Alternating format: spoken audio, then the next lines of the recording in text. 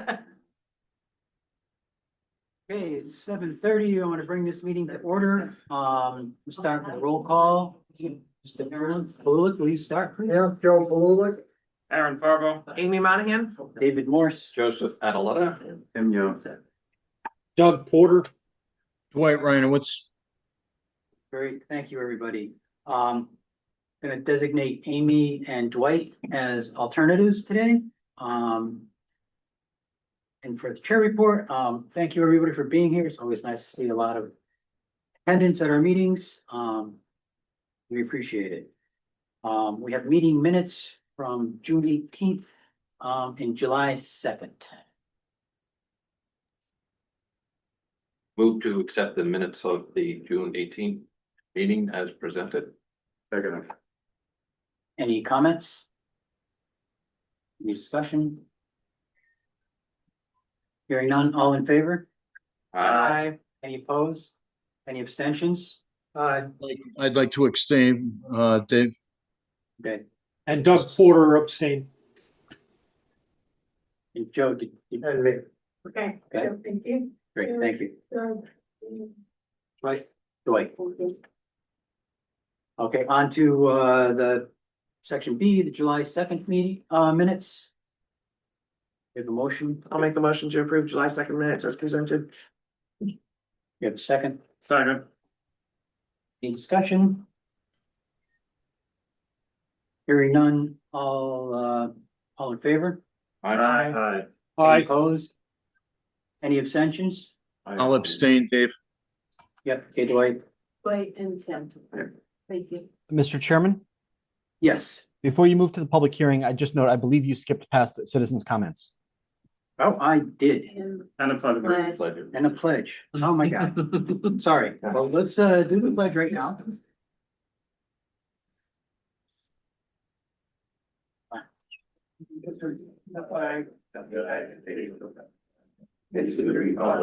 Stands. One nation, under God, indivisible, with liberty and justice for all. Doesn't say the words. And citizens' comments on subjects that we're not covering tonight. May I make a request? I have hearing problems. I wear hearing aids, but I'm having trouble hearing you. Could you all speak up, please? Sure, there's seats up front if you'd like to be up closer. Ma'am, I can't hear you either. Okay. I noted that Sid Blodgett has joined the meeting. Boy. Yeah. Switch them anyway.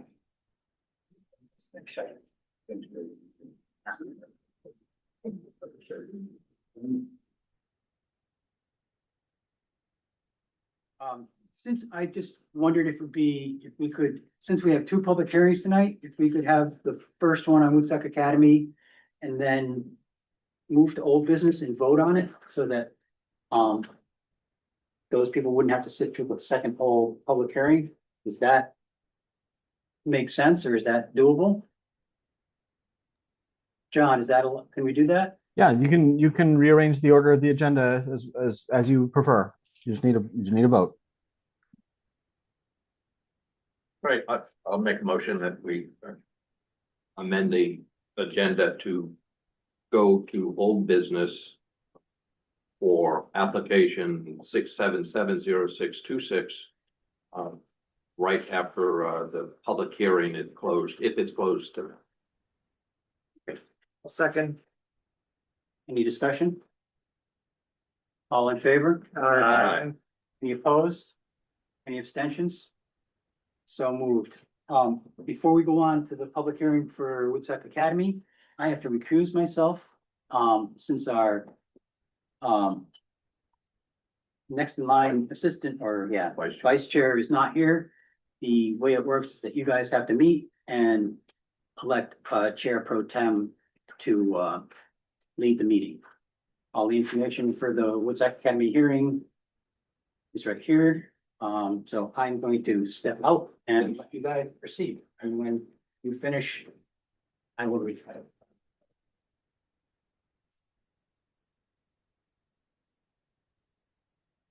Okay, we got, So you'd probably want a motion to nominate a chair pro tem. I'll make a motion to nominate Joseph Adaletta as the chair pro tem. Doug Porter. Ideally, there'd be a- Okay. All right. Any other nominations? any more nominations from the floor? No, it's all you, Joe. Okay, well, then why don't we go ahead and vote on the question? All those in favor? Aye. Aye. Opposed? Any opposed? Okay, Mr. Chair, Adaletta. Okay, thanks, John. Thanks, Doug. We will open the public hearing on the Woodstock Academy Bentley Athletic Fields replacement of existing tennis court.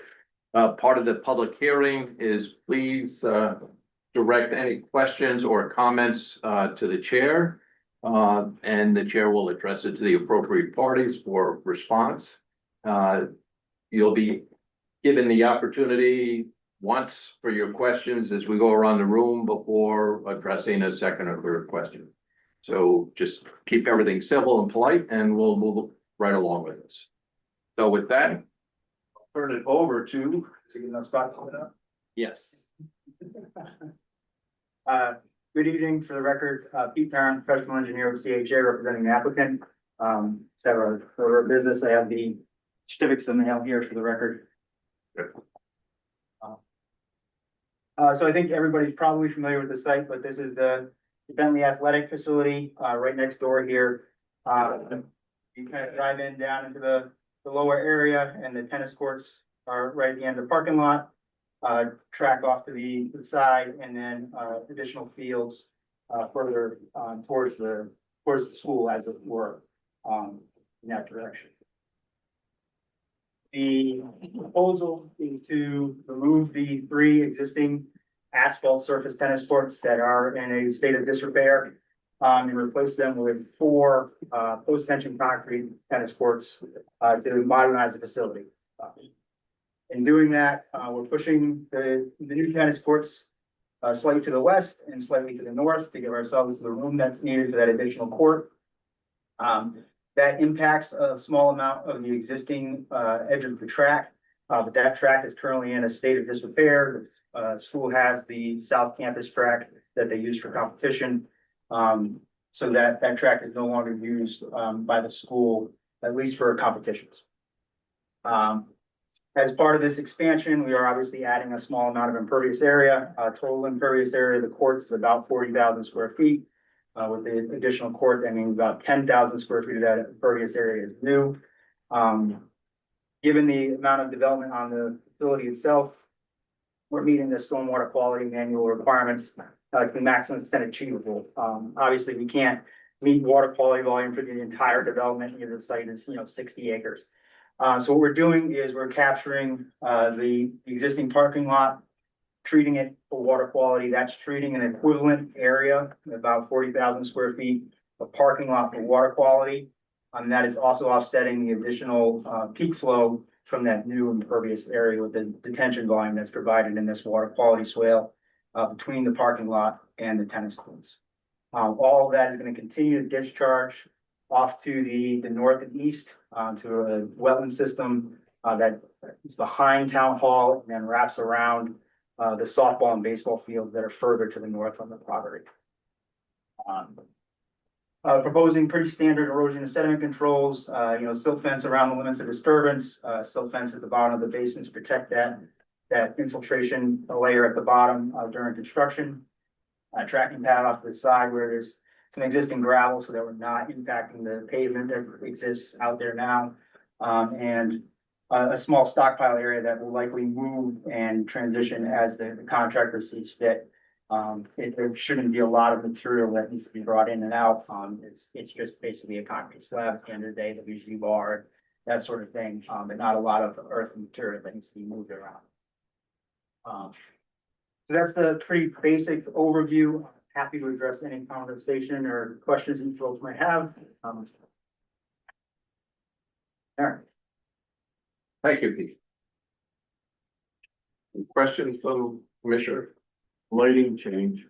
There are no existing lights, no proposed. There's a security camera existing, and that will remain, but there's no. That lined waterway, where does that, discharge? So this is a stone swale, just basically a stone trench with a pipe in it. That's going to discharge out to the existing catch basin at the northeast corner, which also discharges out to that northeast road. How big is the pipe in that basin, exiting that basin? It is 24-inch RCP exiting that basin. 24 inch? Okay.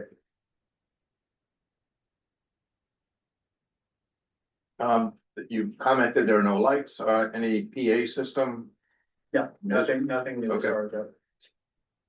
signage? And no new signage, Okay, everything remains as is up by the road. okay. Any other questions from commissioners?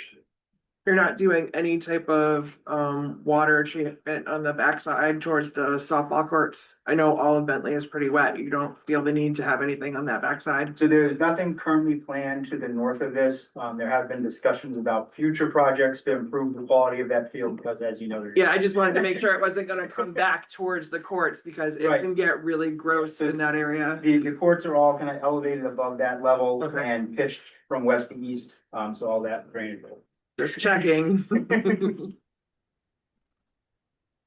I play tennis in the post-tension concrete court, it was kind of new. Is that a new trend or just because it's a longer lived type of surface? It's the new, standard. Folks still install asphalt courts, but when budget allows, the new standard is this post-tension concrete. It's a smoother surface, it's a longer lasting surface. Any questions from the public?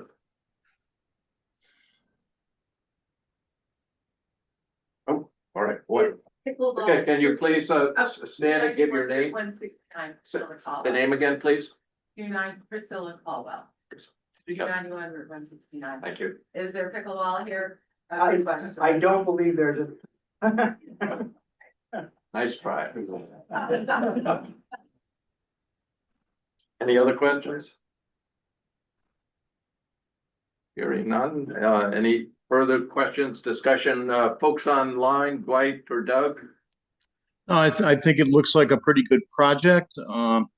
We're actually looking at post-tension concrete courts where I currently work, and it looks like they've covered everything with their stormwater. I think we should proceed with approving this. Very good. Doug, you're okay? I'm all set and ready to make a motion to close the public hearing whenever you're ready for it. That sounds like a good motion. I'll make a motion to close the public hearing. I'll second that. We had a second from Tim right away. It's motion made and seconded to close the public hearing. All those in favor, please signify by saying aye. Aye. Opposed? Did someone say aye? Oh, is that a late approval? Yes. Abstaining? All right, public hearing is closed. Thank you, Pete. And by way of the previous motion to move this old business item on the agenda to our next business item. We are in old business to look at approving or disapproving this application. I'll make the motion to approve the application as presented. We have a motion, Second. a second, Amy. Discussion. John, based on your review, any outstanding permits or submittals or anything else that's required by us? No, the only, I had two notes for Pete, between the receipt and the hearing. One was, just a submission of summary of compliance with the, special permit, criteria, that is in the file. Pete did a narrative about how the proposed, renovation complies with the special permit criteria. And the second is, we'll just ultimately need a formally signed copy of the survey of existing conditions by CHA surveyor Craig Bigger, and we will receive a fully signed and executed survey version. So that's it. Otherwise, I have no problems with this. Any further questions? Okay, motion's been made and seconded. Discussion ensued. All those in favor of accepting this application as presented, please signify by saying. Approving. You said accepting. What did I say? You said accepting. We're Accepting. Well, approving. You're right. We need to Just making approve. Thank you for clarity. Approving this application as presented, please signify by saying aye. Aye. Opposed? Abstaining?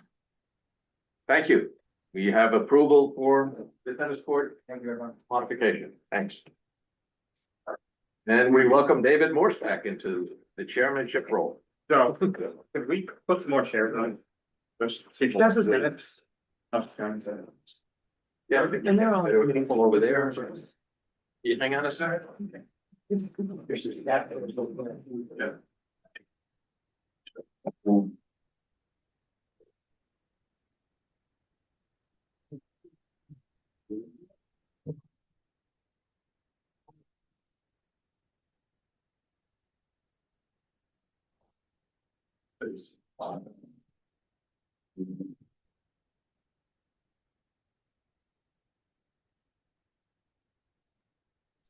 And Norm, I can also put up whatever sheets you'd like on the big screen. That would be great. Thanks, John. If you'd like to start from the beginning, you can put on sheet one. Thank you very much. Little bookkeeping, here's the, open the public hearing to them. This is the, okay, all the, certified mail, certificates of mail. Okay, at this time, we'll, thank you very much, Joseph. We'll open the public hearing number 676-04-26, Scranton Shops, change of use. Thank you, Mr. Chairman. For the record, Norm Tebow, Killingly Engineering Associates.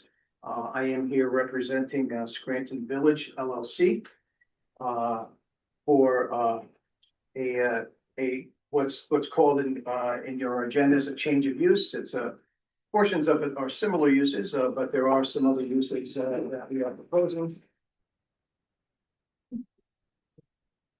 That's a good song. What we have, I think everyone is familiar with the Scranton Shops on Route 169.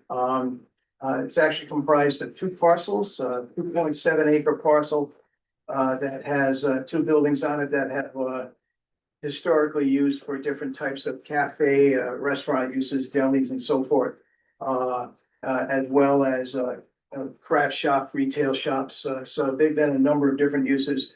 Then you have the main building that I think everyone identifies as Scranton Shops, which is essentially an antique store. You've got people that lease space within there, and there are different dealers within the building itself.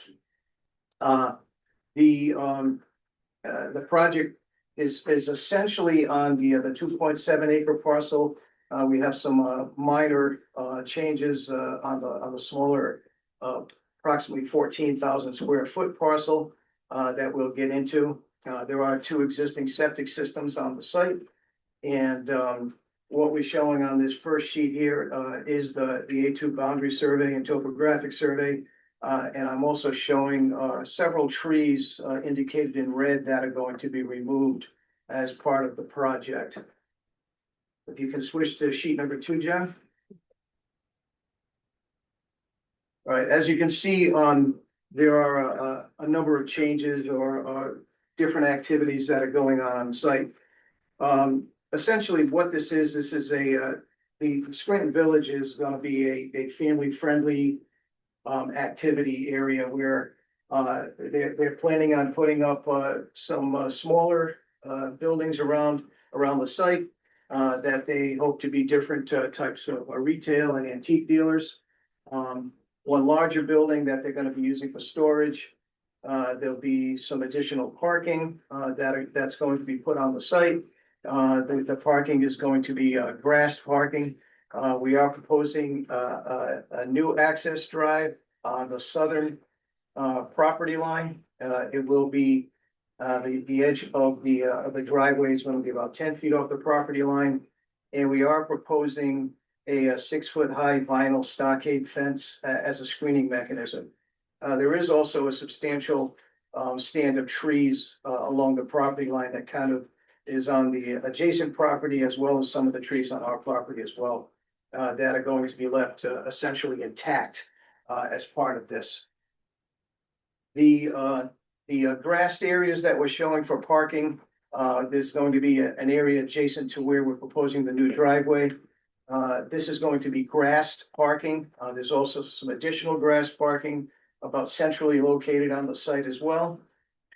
These rectangular and square buildings that we're showing are gonna be the rental spaces. And they're 16 by 24 and 20 by 20, based upon the needs and the availability of what they're gonna be able to lease out here. Also, in the rear of the site, on the flatter portion of the site in the back, they are gonna have a small train ride that goes back there as well.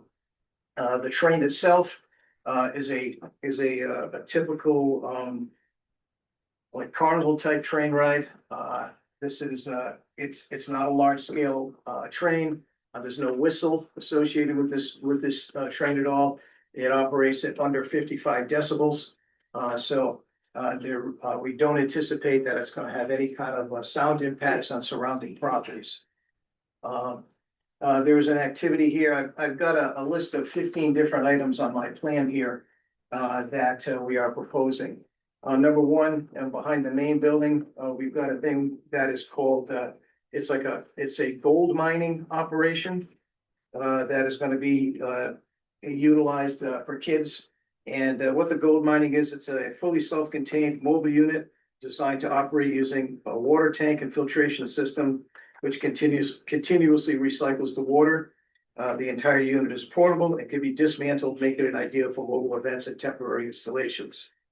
The gold mining attraction operates as a vendor of Scranton shops and antiques at 300 Route 169, offering gemstone mining as a fun, interactive shopping experience. It is not a separate business, but rather an attraction vendor operating under the same antique store. I do have a photo of that I can pass around to the commission of what this actually looks like. Mr. Tebow, Yes, could you just point on the map where the, yep, it'll be right here behind the main building. okay, thank you. Okay, you're welcome. Number two, this will be the storage building. We're showing a 40 by 40 building.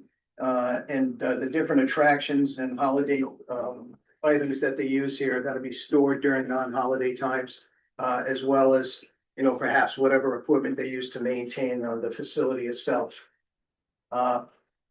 This round circle that's located kind of in the middle of all the proposed buildings is going to be a small carousel. Once again, in the flavor of trying to, have something that's family oriented that the children are going to be able to enjoy as well, as the parents who may be coming antique shopping. Right at the entrance here, this will be an archway entrance where you kind of enter where all the activities will take place. This here, there'll be a small area on the track where pedestrians can cross it when it's not running, to access any activities that may be happening within the perimeter of the track system for the train. And within that, we're showing what is called a holiday display. And essentially what those holiday displays are going to be happening on Halloween and Christmas. And they're animatronic delays that you can walk through. They're going to be lit. Really no noise associated with them, maybe some holiday music playing. Those displays will be open approximately 5 to 9 dusk till that time. And there'll be some low intensity lighting associated with that for the animatronics. I'm having difficulty saying that tonight. And with regard to lighting as well, as far as any other lighting that might be going on site, we are showing building mounted lighting. And we have a couple of seating areas scattered throughout the site where there would just be some bollard lighting there. Most of these activities will not be occurring during hours when it's dark. Maybe probably in the winter when we have the sun, when the sun sets a little bit earlier. But the village store hours for the village store itself and any of these additional areas are going to be 10 a.m. to 8 p.m. So nothing will be occurring on site any later than that.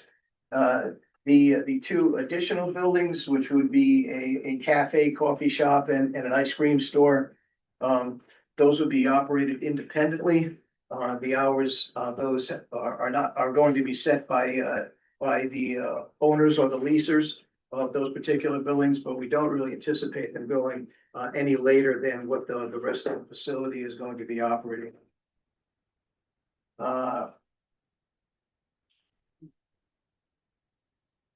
Now, with regard to the holiday display, I think there's always a concern about traffic and so forth. So I'm being told by the owner, Mr. Josh Bionda, who's here this evening as well, if there are any questions you may have for him, is that tickets for these holiday displays are going to be purchased ahead of time online.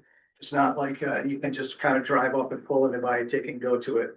They want to be able to control the amount of people that are going to display at any given time. So you buy a ticket.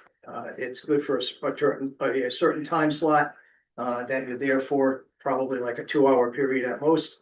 And then they can walk through the display. Maybe the kids take a train ride or a carousel ride. Parents can kind of shop around a little bit and take a look at some of the items that are going to be available in either the antique store or any of the other retail establishments that might be set up here. Now, we talk about, this is a special permit. So there are certain criteria that we have to address as a special permit. And there are conditions that the commission has to consider as well for their decision. Number one, it does have to comply with the zoning regulations. This is an allowed use of the zoning regulations as a special permit, providing that we can demonstrate that we are not creating any issues with the other items that we're going to go through here with these approval conditions. Number two, and this is always a big one, how does this fit into the plan of conservation and development? So I looked through it, and actually there are quite a few items in the plan of conservation and development that I think this complies with. Number one, we have to take a look and consider the community character. This has been a sort of a benchmark or a feature in this community area. And in this area, I think everyone's kind of familiar with the Scranton shops. This is really just kind of an extension of that use. And I know we're adding a bunch of things on it, but the bulk of these activities and the things that we're showing are going to be kind of out of sight of the main roadway. We will have a couple of buildings that'll be visible, but I think, as you know, if you go by here and you unless you really kind of slow down and take a look, you don't see the existing buildings that are there now. So these other buildings that are proposed around the rear really aren't going to be that visible. So as far as community character, I don't think that it really impacts that, and it's really kind of in conjunction with what we're looking for in this area. There are things, antiques, the holiday displays and entertainment, and the location at this community center. It really does retain the community character as well. As far as impact to natural resources, there really aren't any. There are no aquifers or floodways here that we have to be concerned with. Land conservation. This is redevelopment or change of use of an existing property that's already cleared. They are going to be removing a couple of trees just so they can fit the different items within the footprint of the site. But for the most part, I think the appearance of the site is gonna be very similar to what you're used to seeing out there. It's not impacting any agricultural uses at all. We're not impacting any agricultural land. It's not near any agricultural use that it will impact. The public infrastructure, we're not proposing any public infrastructure. But one of the things that's mentioned in the public infrastructure is access, the safety of access and egress from the site, especially for emergency vehicles. The existing entrance is a very difficult entrance. It's very narrow, it's very steep. The sight line looking to the north is really limited because of the curvature of the road. So it's sometimes it's a little difficult getting out of there. By moving the entrance down to the southern portion of the site. And John, if you could just switch to the next sheet, please. We are showing the sightline plan, first of all, to the south, which exceeds 600 feet. There's really no issues in that direction. And then page number 4 shows that we are going to be able to achieve about 650 feet to the north that isn't available right now. And that's going to require a little bit of grading of this embankment in front of the site in order to do that. It's not going to impact the stone wall at all. It's just a removal of about a foot of soil there and regrade it so that and all that really does is give us the sight line at about the 300-foot mark. Because from where we're looking over here to the point 650 feet away, you can see really well, but we do have that blind spot at about 300 feet. And that is approximately at the just shy of the existing entrance. So that grading is going to improve that sight line, so we don't have the blind spot. If there's someone coming from from the north, they're 600 feet away, then all of a sudden at 300 feet, they kind of disappear. And if someone doesn't pay attention and they pull out, there could be some issues there. So that'll provide that safe and compliant egress from the site. And like I said as well, as far as emergency vehicles go, we have a very gradual slope on the proposed driveway. The DOT requires 3% for the first 50 feet. And that gives any large vehicles the opportunity to get in there before they start going uphill. But even at that, the slope on the proposed access drive is very shallow. There's really not much of a slope at all. Looking into population and housing, it's really not an applicable portion of the POCD. Economic development, this is reuse, renovation, new construction, the businesses on site. So I think from an economic development point, it does generate some income for the town for a tax basis. It does give some opportunity for different types of activities on this property other than just coming and doing some antique shopping, making it a more family friendly type development here. According to the POCD, the main priorities of residents here are to, number one, retain rural character, which I believe we're doing. And secondly, preserving undeveloped land and open space. We're not proposing any kind of significant clearing or any activity on the site. So that particular portion of the POC does not apply here. Going back to the approval conditions, that was all POCD that I was just discussing. And there are minimal off-site impacts, no environmental impacts. Once again, the character of the area, I don't believe is going to be altered by this. It's not going to impact any property values around the area. And I don't think it impacts anyone's reasonable use and enjoyment of their properties. Number 4, there are no impacts on the groundwater, surface water, or drinking water. Number 5, this is regard with NDDH, WPCA, Department of Public Health, Connecticut DEP. None of those things apply. There are 2 existing septic systems on site that'll be utilized. We have shown a compliant reserve area for both of the systems, should there ever be any issues here. But the systems do appear to be operating well, and we don't really see any impact to that. Number 6, traffic conditions, and I think I did speak of that already. You know, certainly during the holiday events, there'd be a little more traffic here. Nowhere near the intensity of what you'd see for the Woodstock Fair during the fair season. But they will be controlled in that the appointments and reservations would have to be made in order to come to these types of events. So they're going to be able to control the traffic in that manner. And if during these events, if they find that things don't exactly work out like they feel they should, they will hire a constable or a police officer to direct traffic if the situation calls for it.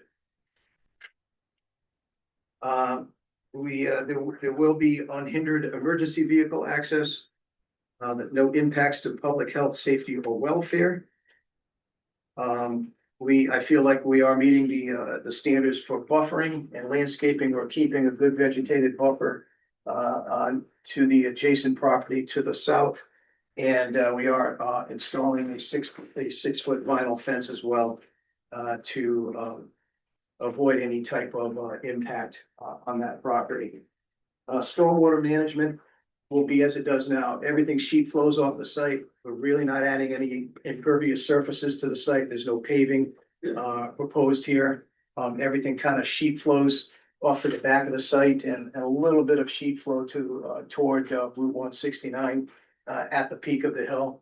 That stormwater drainage will continue to go in that direction. As far as lighting goes, everything has been specified to be dark sky compliant.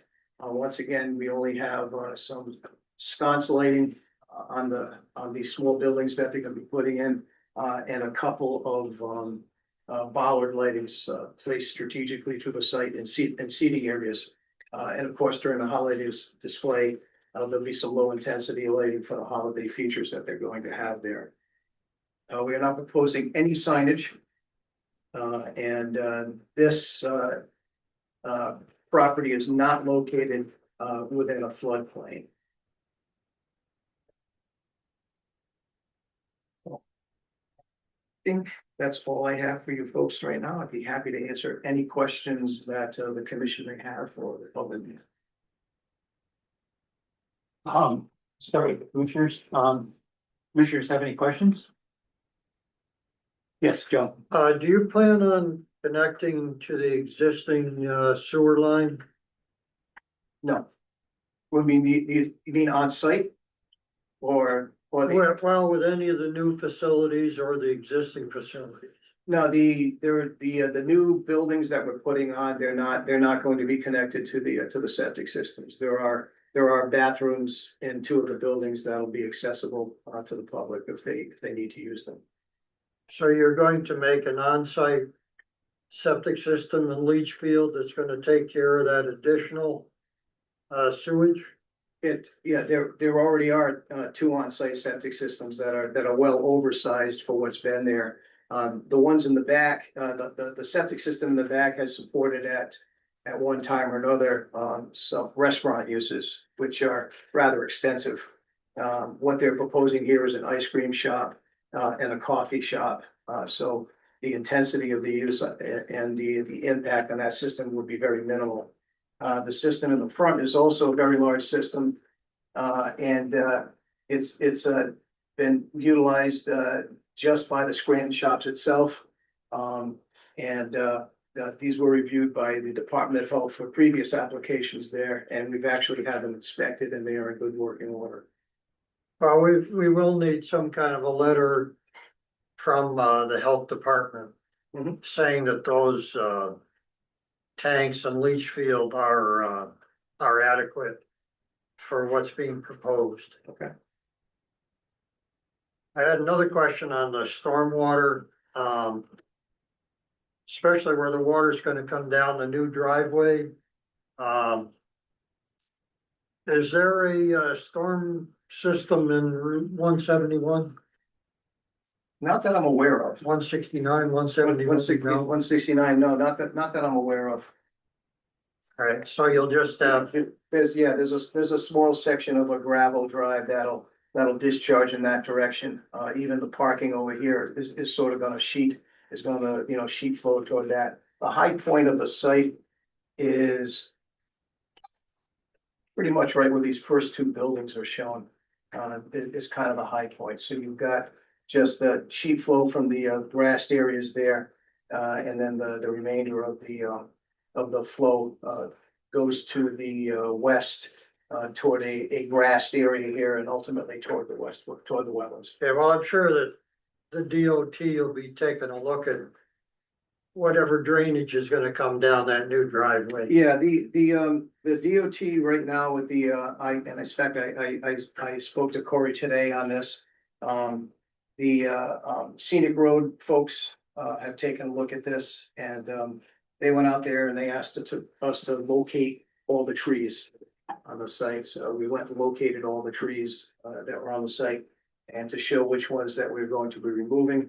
I'm told that the DOT, as far as, the drainage and the sight line and all that kind of stuff, they're fine with it, but they're just waiting for the final comments from the scenic highway folks. And I did notice that John, our CEO, did want more of a narrative on the stormwater management. So if you could take a look at that and talk about how you're gonna deal with any increase in runoff, whether you're planning on rain gardens, infiltration basins, et cetera, just to deal with the additional potential runoff.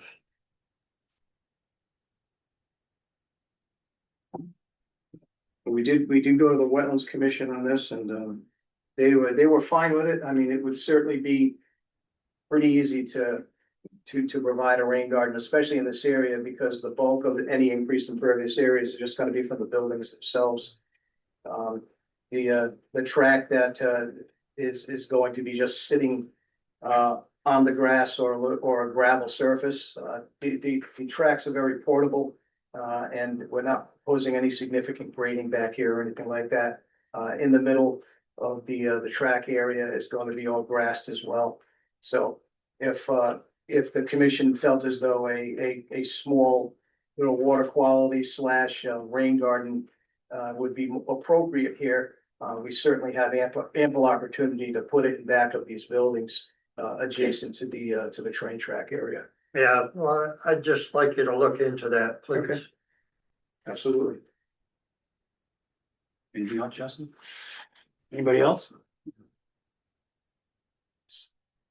Tim? You had spoke about a fence. Where does that start and where does it end? Yep, the fence starts right here, which is about, it's about maybe 50 feet into the site. And then it ends kind of in back of the barn here. There's a total of about 320 feet of fencing that's going to be running along the So property. what keeps people from walking behind the fence? From walking behind the fence? Well, probably nothing. I mean, people have the opportunity to walk in there right now onto that property. Yeah, but there's nothing going on there. So Right. Speak of the guys who are building buildings that are over there. Right. Now, you start putting a lot of people there. Oh, you mean going over here to this side? Yes. Yeah, well, we could, I think if it's a consideration to put a fence up, put we up- need to put the fence back to where people are gonna get their feet wet, wetlands if they think they're gonna walk around there. well, that would be, we could extend it another 20 feet to do that, and that would be, and if signage you feel as though would be appropriate as well. We could put some appropriate signage on that. to make sure that folks stay on this property as well. You know, if we're gonna have that kind of a thing going on there, it needs to be fenced in, so these don't clear, so we can just wander. I do not disagree with you.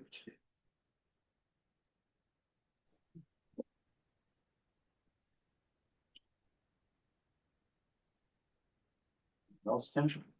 Mr. Chairman, Doug Porter. Yes. Doug, I'd like to ask the presenter or the applicant, do they have an estimated traffic or attendance that they're looking at this events? What kind of peak attendance are they looking at? Well, I think it would be based upon parking spaces because they're going to be able to control how many cars they have on site. So they have a total of 26. 34 parking spaces. 34 parking spaces is what they have available on site right now, so. At any given time, there would not be any more than that, cars parked on the site. So can you amend your application to include that provision that there will be no more than 34 people at any time on the site? Parking? People are different than cars. I know, I should change that to Okay. the car. 34 cars, yes, absolutely. I don't think that's a problem. Because I have a great deal of difficulty with a grass parking area. I think the volume of traffic that you're looking at and the turnover that you're going to have on a nice dry summer day, no problem. But in the spring and the fall and in the winter, you're going to have difficulty maintaining that grass parking area. Unless you can show me some engineering on how that's going to be done, I don't know how you can accommodate the traffic that I expect you're going to generate on a grass paved surface. And I just look for some expertise that'll tell us. I'm all for low impact development methods, but this is, I think, an intensive use of that parking area, and I'm not sure you can do it, particularly in the spring and in the frost freeze cycles. Sure. Yeah, we can certainly take a look at that, Doug. Thank you. anything else, Doug? Do you want? I just, going back to the number of guests, I understand that you can control the number of people coming in for like the special activities. But you also have just random shoppers. So in the Christmas time, you can control, you're gonna sell so many tickets. But what if people come to show up to shop? You could easily fill 30 spaces on a busy shopping day. And then you don't have space for any of your activity slots. Well, the holiday displays are going to be from 5 to 9 in the evening. So, I think, That the propensity these for things, people that's a little better. to go I was just thinking like all day people are shopping, but if they're later. be shopping from 5 to 9, it's probably not going to happen. Thank you for that. I missed that time frame. Yeah, just a few follow-up questions on that. One, I think this seems like an interesting idea for the area. Got some questions about the parking, which keeps coming up. I know you're saying ticket sale, but is there somebody there who will turn away non-ticket holders? It's not a gated area, so it's aimed at, it's got other stores, the other vendors, the ice cream and cafe, they'll have customers. So while the amusement park area is ticketed, the other areas sound like they're open. So Right. Well, I could refer to Josh, who is the owner here, who operates facilities of this type in other areas. So he may be able to give me a little more explanation on that. So with the Josh, could you stand up and state your name for the record, please? Jockey Biendo. So with the ticket sales, they would only have an hour to be there, and then they would have to be out, and that's all monitored. So there are people that would, for the holiday event, there would be people that would be keeping up on that because they would have a wristband on. And then, they would have to be out by that time. it's kind of understandable, but it's a casual area of high traffic road. people might just pull in, and be, amused by all the lights and entertainment. Oh, absolutely. It's gonna be hard to control it, so still what did you say, 32, 34 parking spots? It's pretty small. 34, That's, that's one concern. One, just for procedural, we've got two drawings that came in the packet that have different number of buildings and size of buildings. Yeah. And I was trying to confirm if the drawings had dates or rev numbers, and I didn't see anything, so. Yeah, this was actually, done on, we located trees and stumps and site modifications on June 19th. That should be the latest modification date. Well, it'll be important to make sure that the file has the accurate. Yeah, these were sent electronically to the town. But we'll make sure that the hard copies are coincide with what we sent to the town as well. Everyone's on the same page.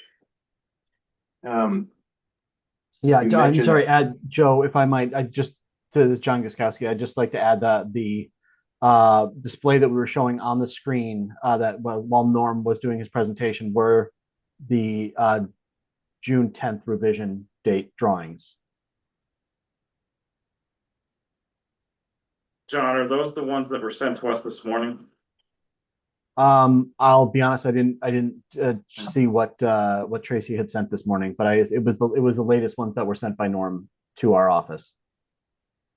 And that's the one that shows 1, 2, 3, 4, 5, 6, 20 by 20 buildings. Right, yeah, so this is the latest, what we're Yeah. presenting to you is, what I'm Oh. presenting to you on the board is what we are asking.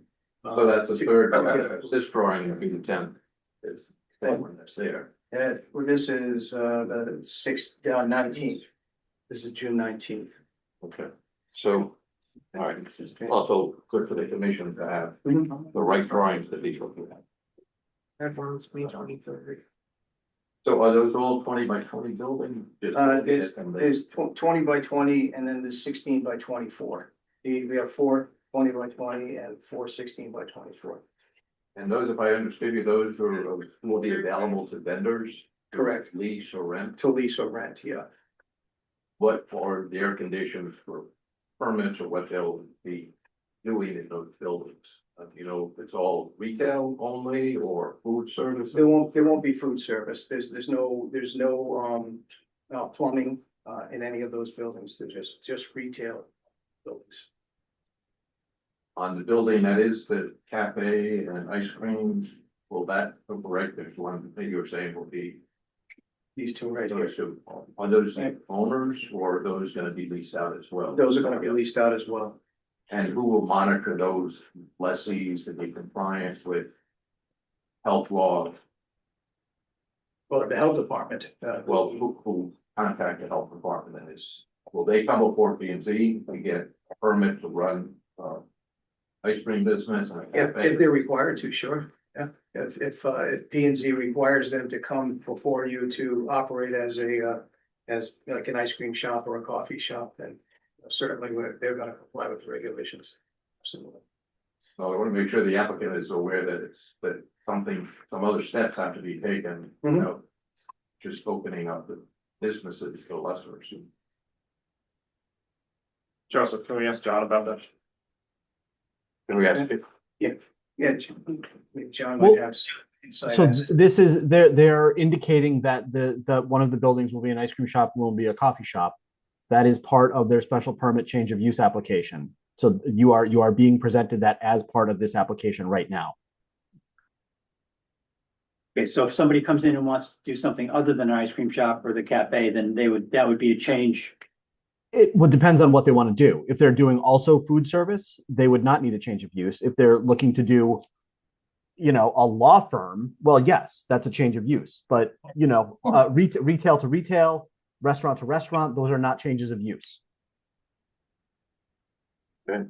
So John, even though these are being discussed as a coffee shop and an ice cream shop, each one could evolve into more of a traditional restaurant.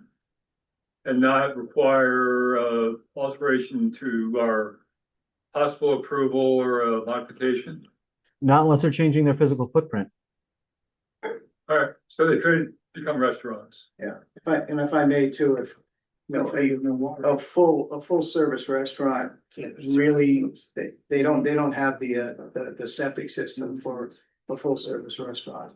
It would have to be substantially larger to do that. I know that there's been a delicatessen back there at some point, but once again, soups and sandwiches are a lot different than a full operating kitchen with sit down meals and so forth. And the health code requirements are substantially different. And for the commissioners, I'm gonna make a recommendation and that since this is something new to me, the whole concept of an entertainment area as a special permit with what other ideas or conditions we may not be aware of that should be looked at, safety concerns about a train running around. I don't know if there were gates over it to keep people from crossing the tracks. But would like to propose that we ask our staff of design professionals to review this. Again, given that it's a new type of operation here at Woodstock and there's not a lot of familiarity with all the different aspects of the entertainment section, the parking, and all the concepts being presented here. Does any of the commissioners have any input on a comment on Joe's suggestion? I think it's a good idea. Okay. Do we need to vote on that? Or can we include that in our conditions for the? Well, this would probably be before you close the public hearing. I would assume if we're proceeding with getting additional input, and it seems like there were some requests from other commissioners. For instance, Mr. Palulik requested a little bit, maybe consideration of rain gardens or some other stormwater management. Commissioner Porter suggested maybe some additional detail on the reinforcement or engineering of maybe the stability of the grass parking areas. It seems that Mr. Tebow may have some additional revisions or information to provide. So I would suggest you probably want to keep the hearing open, and in that time, refer this to design professionals. I think per Commissioner Adeletta, to focus on elements of public safety. Okay. Well, the overall operation of the application, not just the safety aspect. So I would make that a motion if we can do that now during the public hearing part so that the applicant knows that. Can we do that? I don't think we can do that. Why don't you get some input from the public and before you wrap up the discussion for the day, we can do that. Okay. Do you have, just want to check with the online, any more comments from Dwight or Doug? Because I don't want to skip you guys. Well, I already made comments. This is Doug Porter again. But I really am looking for a report from the Northeast District Department of Health. I would like them on paper to show exactly what they've approved and what they've reviewed with this site plan. And I would like them to affirmatively put on the paper what they think is required for those buildings, the 16 by 20s, and so that we all know what they've reviewed and what they've approved or haven't approved before we move forward. I also am looking for a report from the fire marshal. I have not seen that. I have not seen a request from the applicant for a waiver of a traffic study. And I think you talked about the wetlands permit. Has the wetlands permit been approved? Yes. Okay. Yes, it has. It was approved in June. And I really don't see a lighting plan for this project. I hear comments about it, but I would like to see a detailed lighting plan to show not just that we're going to have bollards in the area that people are going to sit and we're going to have building mounted lighting. I would like to see a plan for how, because I think that's going to be a major issue, is how much light is being generated by this. I know the applicant says he's going to comply with the dark sky provisions of our regulations. Well, I would like to see what he's intending to do and how that meets our regulations. And finally, I really am looking for definitive statements from the applicant of what the hours of operations are for all the buildings. I don't want to hear that it's going to be up to whoever the operator is of the ice cream parlor or the cafe. I think that needs to be part of the application, exactly what the operation hours are. Finally, and I think John, our consultant, mentioned this, there is no discussion of the location of dumpsters, of how the existing ones or what's going to be required for a more intensive use of the property. Thank you, Doug. And in answer to Doug's question, we are showing a dumpster, a screened dumpster pad in the, I guess it's the northeastern corner of the lot. So the truck will be able to pull straight in and to the dumpster, then back out into this little driveway here, pull out safely. So we do have. Was that on your most recent revision of the plans? That's on the most recent, Doug, yes. Yeah, and I struggle with this. I'm not in town right now, and yesterday we received the revised set of plans. Looking at plans on an iPad while I'm trying to do work elsewhere is difficult. Now, when did you submit? When were those plans submitted to the commission? They say they're dated June 19th. Well, we're on the 16th of July, and yesterday we saw those plans. Yeah, I think they were on June 19th, they were revised and sent to the DOT, and I don't think the town actually saw them, well, until this evening, and Okay. and, well, correct. We received them yesterday and posted them yesterday. Yeah, that's fine. And I understand that happens, but it's just difficult to review plans that are very intricate from an iPad. It's not easy. Well, it sounds like you may have another month to find something larger than an iPad, Dwight, or Doug. Well, I'm certainly going to recommend that.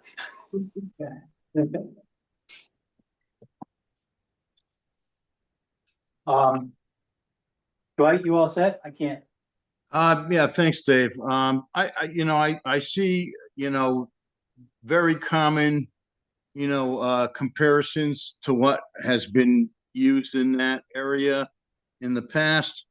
Yes, there is expansion. In regard to what I've looked at, I don't see a lot of stormwater change. I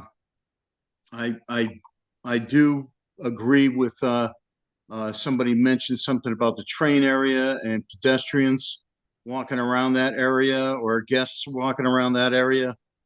Maybe that, some fencing around that should be considered. I know they do that or used to do that at the Woodstock Fairgrounds, and it was kind of, enclosed so nobody could just walk in there. But other than that, I think it looks pretty interesting. Yeah, I think, maybe some more detail on the lighting would be good. It doesn't seem like there's too much change in regard to restroom issues or anything like that from what's been done in the past. Perhaps a inspection of the current systems and a report from that filed with NDDH and NDDH signing off on that would probably be a good thing. But it's pretty interesting. I like the concept and I like the creativity. Great, thank you, Dwight. Any other? Kim? I guess I got a little bit of a concern about the traffic flow. I mean, you talk traffic at 5 to 9 at night. Some of the hoops that have to be gone through for late night parking in September for the fair, as far as keeping the openings lit, traffic flow lit, so you can see people walking and near the roadway that having that lit, the opening going out into the road, having that lit. And you're 9 o'clock at night, it's pretty dark in December. So, if there's gonna be just minimal lighting on, so now we're talking, what is the lighting program? How is, what is, and with the traffic flow that's gonna be in and out of here, it's gonna be rotary. So if it, all night long, there's gonna be 100 cars there, 34 at a time. What is the town's regulations as far as the amount of people needed to access a constable? We see constables all over the place for the concert up there. So, you know, we're talking a state road here. You know, the traffic flow on 169 and 171 combined there is pretty heavy. And you know, you got everybody that's just gotten through the light and wants to beat the next light, you know, so it's not necessarily just the stagecoach road there. Doug mentioned that there was no waiver for a traffic study, so has there been a traffic study done? No, there has not been. So I have some concerns with not only the traffic entering and exiting the state road, but what's gonna be done on the property for lighting for traffic. And that's right on that fence line, you know, what's gonna be done for that? Parking areas, are they gonna, at 9 o'clock at night? When people are leaving, all of a sudden, everybody's leaving at 9 o'clock, you got 30 cars going out, is that lit? Or is it just a braille thing, you know, hey, we all got backup cameras to see in the dark, but, I think there's gotta be more of something's gotta show us that this is gonna be safe, I mean, and I have my concerns of the grass parking in December. When we start to get from frozen ground today, but not tomorrow. It rained overnight now, so now you got a little bit of frost there, but you got rain on top of it. You know, now you got mud, you know, what's this all gonna be like, you know? I think there needs to be a little more looked at as far as, you know, you're talking rotary parking, you know, you're taking a car out, putting another one in there. Yeah, it does, it's not just 34 cars a day, right? It's. Okay.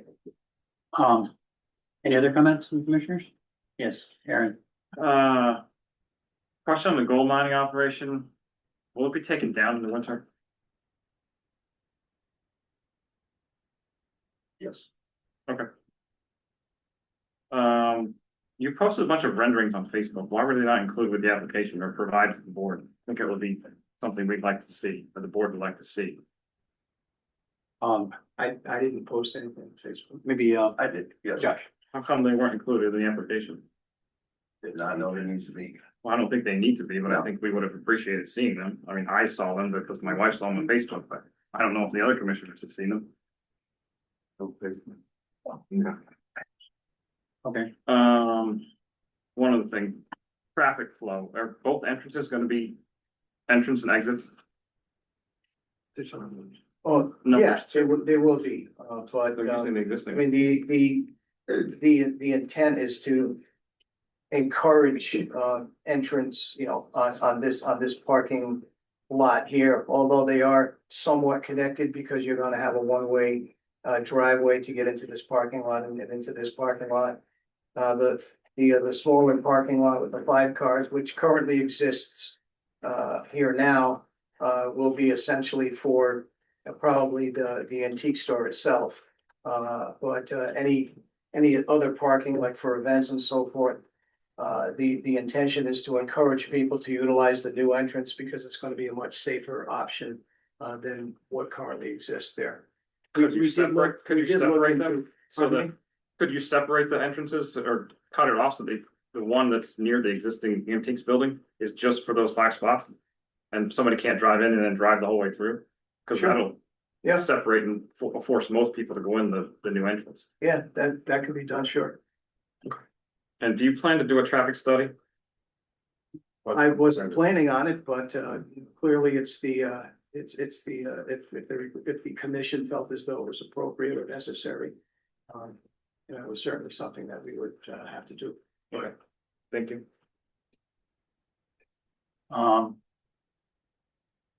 I have a couple questions. You guys have gotten most of my questions. You mentioned entertainment at some time. Will you mean just the entertainment for the people going there? Or are they gonna Yeah, have? no, people not performing? bands or anything like that, no. So there's no amplified music? No, or anything like that? no. Is there gonna be like holiday music playing during the, like the Halloween or the Christmas events? I think it would be, sure. And it's gonna be low volume It or? would be is it low gonna be- intensity just for the people who are walking around, because I believe each display, and Josh can correct me, I believe each display has their little individual, music or any kind of noise associated with them individually. So it's not like you need big speakers that everybody can hear every display. Okay. The other question I had was, you said there's gonna be no signage. And as Aaron mentioned on the Facebook post, there was this big sign that said Scranton Village that looked, I just wondered, is there gonna be signage or is there not gonna be signage? I mean, we're seeing, not everybody's seen those pictures, Yeah. but, Yeah, I honestly, I haven't. you know, what we either. heard here was no signage. Yeah, and this is certainly something I can discuss with my client, and if indeed he does want to put signage, then we can add it to the plans and show you a location. As well as I'll give you a detail of what that sign would look like as well. Yeah. It has to apply with the signage. Mhm. So, yeah. Correct. I don't have anything else. And I think it's a good idea. I mean, I think it's something new to the town. We need to work through it, and it's a special permit that goes with the land forever, so we have to be careful that if you pass this business on, that somebody else can't do something that is not what you intended or what we thought we were getting. So it's not. This is part of the reason we're being so picky on this. But now we can go to the, I guess. you have one more? One more question, mostly for John. In the packet that I got of hard copies, they've got two applications for a special permit. One is the applicant name, Scranton Village LLC. The other applicant is Josh Biondo. They have different proposed type commentary. Just want to make sure I'm looking at the one that will be on file and that will be looking Well, at. they're obviously both on file, which is the latest date. That would be the superseding one. So 6/10/26. Would be Is- the one that superseded the prior. Okay. And that'll be reflected in the file that the old one is superseded or discarded. Well, we kept it in the file for a record, but we go with the latest revision. Okay. That's how revisions work. It's not marked as such, though. No, it's only got a different date. from The other one has the marked paid and the signatures on it, and the one that we got should be marked The application. revision. You can't just, something more than just the date on it. So that we know that it's the most current one. Anyway. Any other comments from commissioners? Yes, Sid. Just a question or a consideration for that, beach field on the southern part of the property. It's listed as approximate. Might be helpful to kind of button that down. You've got about 30 parking spaces near it, adjacent to it. We don't know whether the drainage is flowing towards it. With grass parking, it gets muddy. There might be either some flowage onto the leach field or the temptation. Yeah, of we're dropping the not park doing over. any, we're not really doing any cutting of the terrain, by the health code. We have to keep the grade, with, 20 feet down grading and a bit consistent, which is what we're doing. We're not cutting into, the terrain downgrading of the system, that would potentially, create some, leachate issues. Again, just concerned about the grass parking, getting muddy, people Right. trying to find a place to park. Okay. You might see a beach field in the middle of that looks kind of tempting to park on. So delineating that and somehow keeping the cars off of it. Right. I understand. And then just lastly, the 9 smaller proposed buildings are all 10 by 20? They are 16 by 24 or 20 by 20. There's 4 of each. I'm placing that. And then the size of the larger building? That's 40 by 40. And I know we don't regulate architecture or anything, but, any thoughts as to what that would look like? I can get some information for you. This- It'll be a metal building. If the commission has a particular color or style that they're interested in, I think maybe like a barn red or something is probably appropriate for the area. That kind of gets outside of our wheelhouse, but I was just, what it would look like.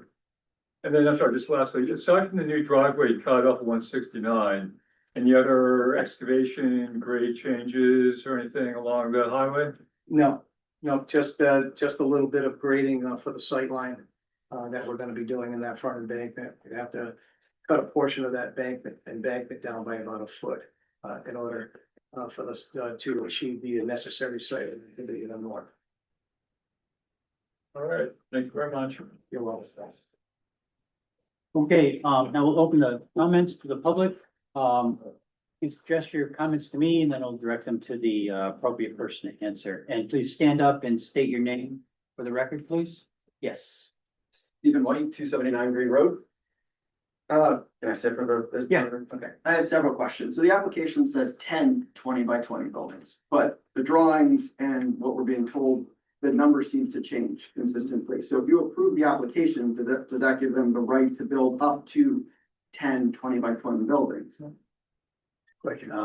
That was on the old application. That was on, I think, the original application. I think was beyond but we are proposing 8 buildings, and that's what's before this commission. So a couple other additional questions. So I've been in the freelance live entertainment production world for over 20 years.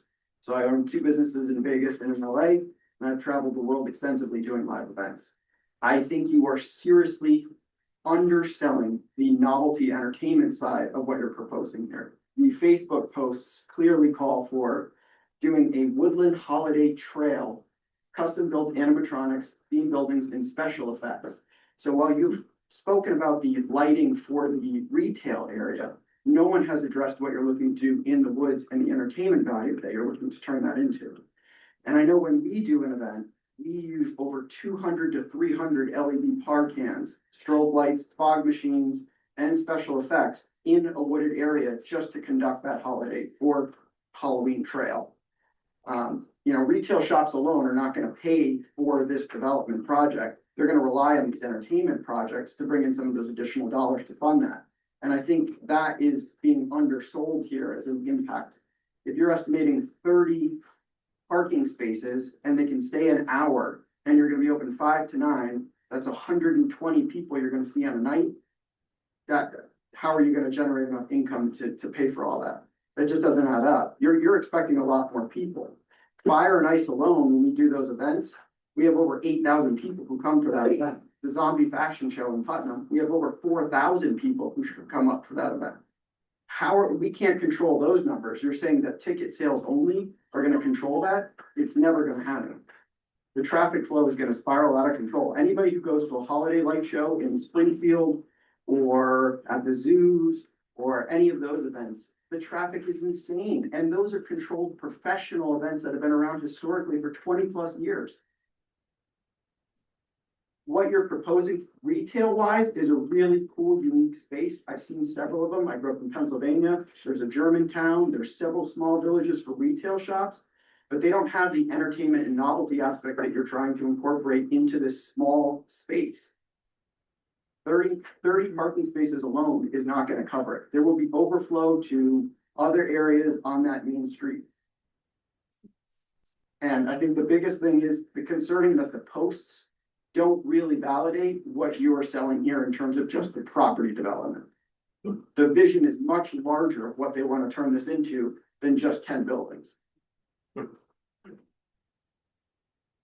Thank you for your comments. You get all that? Yeah.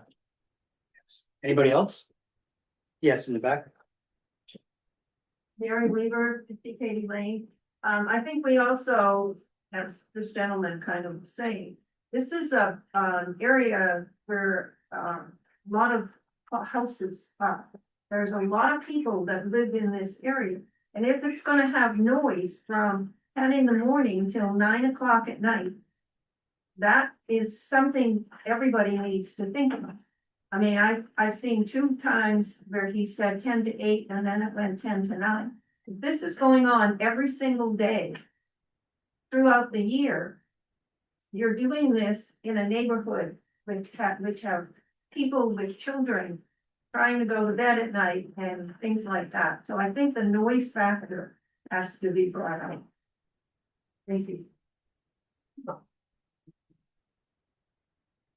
Thank you. Anybody else? Yeah, well, in the back, please, you raise your hand first. Hi, good evening. My name is Linda Colangelo. I am not a resident of Woodstock, so I'm not sure if I'm allowed to speak or if that has to go. I think we can allow you to speak. You Thank everybody knows you are. You've been very present. I came, because I just have a little bit of historical knowledge about this property. I'll just go stand over here so, everybody can see me. 35 years ago, you may have remembered this place. There was a restaurant and cafe, on that building. This was the legendary Fox Hunt Farms Gourmet and Cafe. This beautiful picture of it in the summertime as well. I fed many of you people in this room. I see turkey, Swiss and cranberries sitting over there. And so, I came tonight because I recently, like many people on Facebook, learned about this project. And I came to speak in support of it. Not only as a former property, well, I had the business there on that property. We were good neighbors to the Youngs for those 10 years that we owned the property as well. We built the Taj Mahal of fruit and vegetable stands called Pick Up the Crop Shop. That was on that property as well. Then we brought in another building that was called the Harvest Hut, in which we sold apple pies and apple dumplings, and we sold Christmas trees in the winter. And I bring you this information to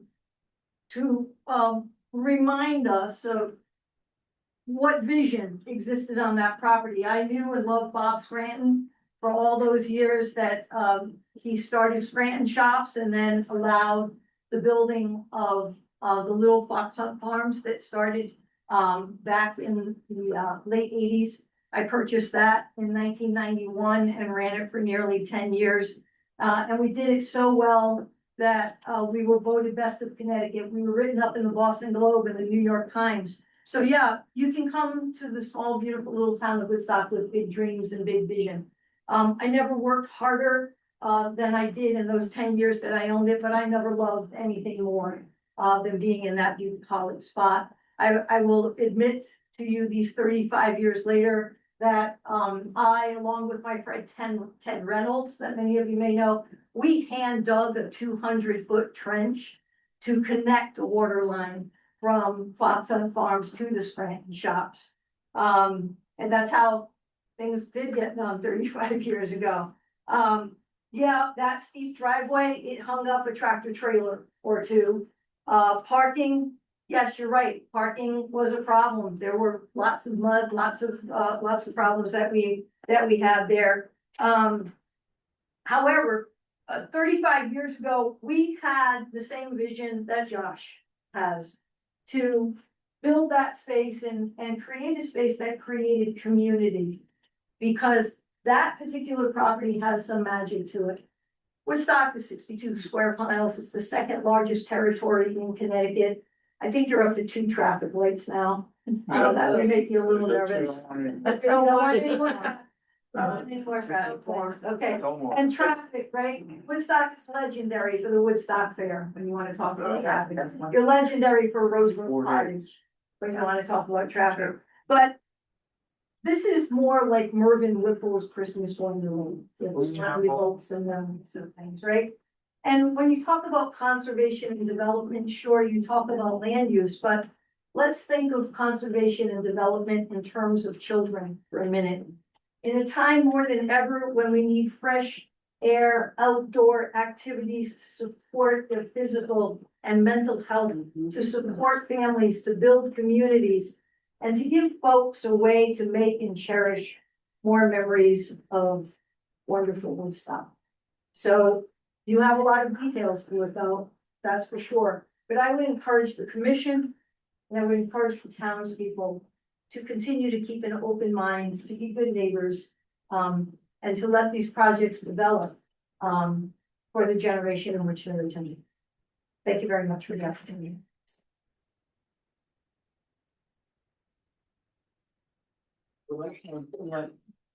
Everybody speaking, and if we can have her speak again. I saw some other hands raised. Yes, you in the front, please.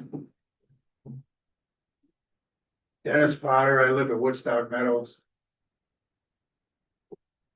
The fact that it's pitch dark around here half the year from 5 to 9, that ain't gonna work. And the pictures I saw, I guess they're on Facebook, which I have nothing to do with. To me, that looked like the boardwalk down in New Jersey, which we don't need here. So that's what I got to say. Great. Thank you very much. Anybody else? Yes. I came. Okay, that's fine. Clancy Young's race is the one, and I wonder if the gentleman could describe the driveways better on the screen, because I'm having trouble finding the driveways on here. John, did you get that? Yeah, could you put up, Point them out. sheet number 2, John? Yeah, hang on. I just want to make sure that I'm looking at the right version.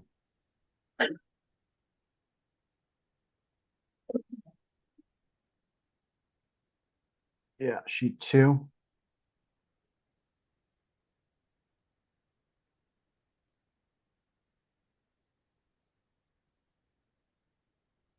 Okay, here comes. And specifically, we want to zoom in. Norm, you want me to zoom in on the southerly Yeah, so driveway?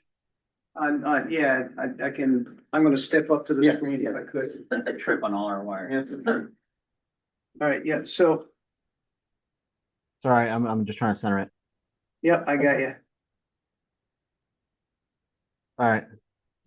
Yeah, and I think that'll be good. All right, so there is, this is the driveway that's going to be, that is proposed right here.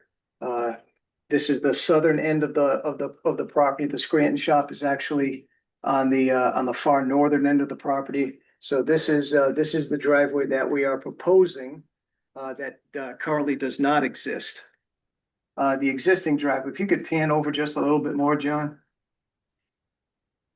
All right, great. The existing driveway, this is the building, that I think everyone knows is Scranton Shops. There's an existing driveway right here. It's rather narrow, it's pretty steep, comes down to the road. Sight line looking to the north is restricted. Looking to the south, it's pretty good, but once again, it is steep as you approach to the road. You're sort of at a pretty good angle coming down to the road. And the same thing going in. As soon as you enter, you kind of go up a steep little incline before you get to the existing gravel parking area that's up there. How wide is that driveway you're proposing? That's 24 feet. Okay. Could you point out the driveway and One second. I just want to make sure. Nancy, could you hear that? Do you? Yeah, I'm. Yeah, the new. Yeah, I know, but I wanted to, you know how wide it was. Yeah, the new driveway, the new driveway will be 24 feet wide.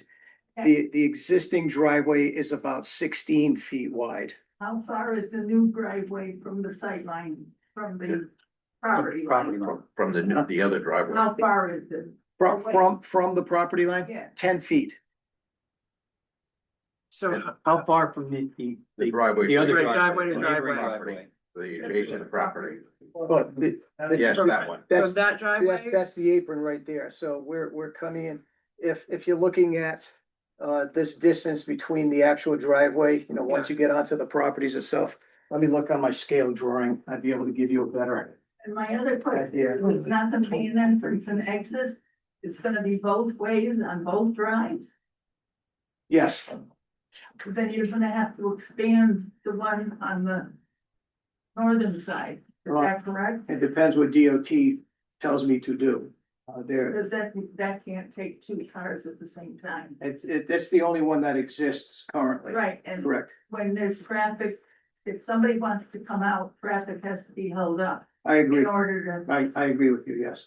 so I would suggest that it was an entrance and an exit.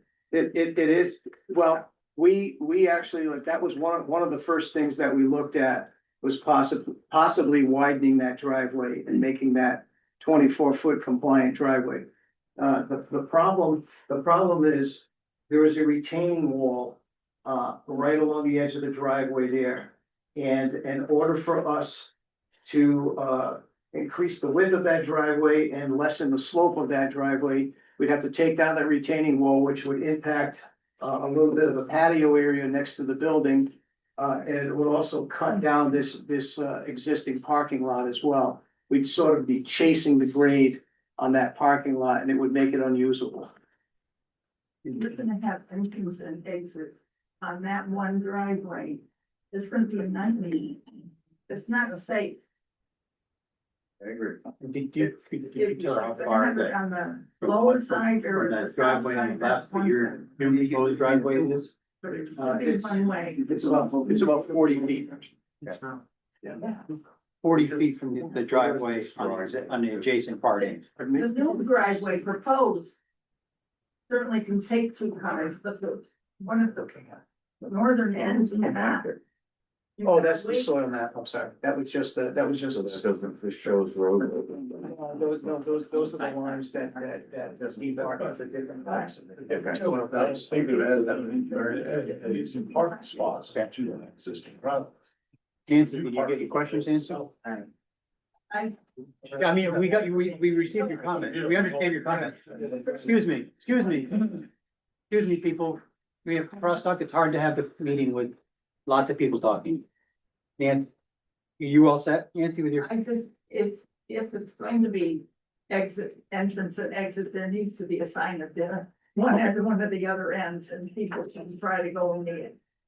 Yeah, it's It's a noted. safety issue. that's Thank all. you. Anybody else? Yes, in the back.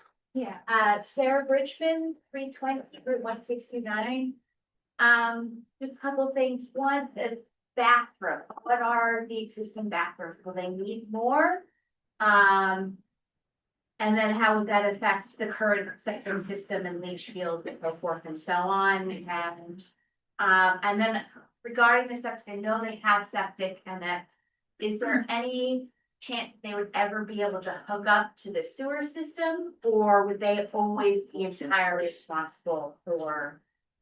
I mean, I know that's a long shot, because I know the sewer system is already pushing its limit. Yeah, and there's no sewer in front of the site in order to connect to a sanitary. I know there's sewer. So are you Sewer- saying that they would sanitary never be sewer. allowed to hook up? In front of the site? Yeah. I was not aware of that. Okay, Cause that whole stretch of, I'm on septic, sewer lines, yeah. so it is There there. are I know it's a two, hookup. I there know are there's two a lot of functional- people who are exempt from that. Mhm. And that some people weren't, but anyway, so that's sort of a future question. Two, lighting, I would like to know more about what that actually means. Wattage, stuff like that, recourse if we find that it is way too bright. I live right there.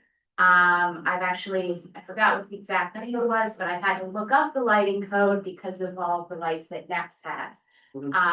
They had so many lights that I could read a book in my bedroom. And then sound, again, I would like to know about that and recourse for if it is too loud. Again, the Baptist church across the street, they have speakers on the outside, and the number of times they have forgotten to turn it off during service on Sundays is a lot. If I wanted to attend church, I would go to church.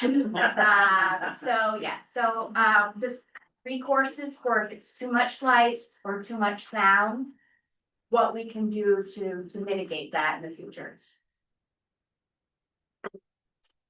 Okay, thank you. Yes, in the back.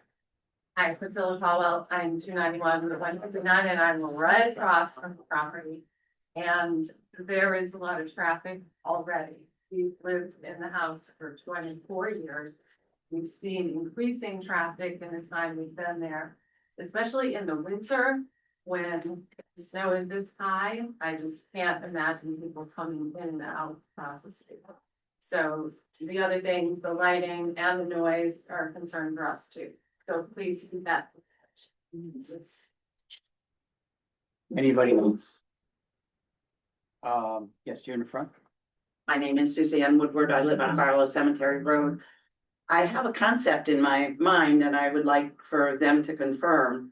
It sounds to me like it's going to operate as we've known it for years now, where it will be open a certain number of days of the week until 5 or 6 o'clock at night as an antique store. And now with, I assume, the cafe would be open. I understand there's going to be a general store and the ice cream if it's the right season or whatever.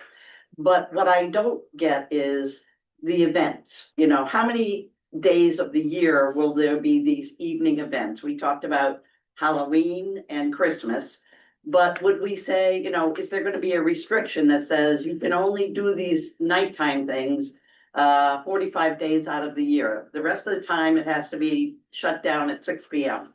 I think that's very important to know, you know, what is the real usage? There needs to be more specifics in my mind. I also wonder, when the events are going on and you've got all these vendors, and I assume that all those little shops aren't open unless there's an event, but I don't know that. Where are those people going to park? You've got employees all over the place and they might have as many as 20, 25 cars to get all those employees in there. And where are they going to put their vehicles during these events? Those are my questions. Thank you. Next, anybody? Anybody else have to speak? Yes. Could I just answer some of these questions? True. Oh, yeah, you're more than welcome. Please stand up. Josh Byando. I'm gonna start with the gentleman over there. Completely understand your concern. I've been in the industry for almost 30 years now. I've done tons of parks, dealt with zoos, done a lot of that. This is a way smaller scale of what it's gonna be.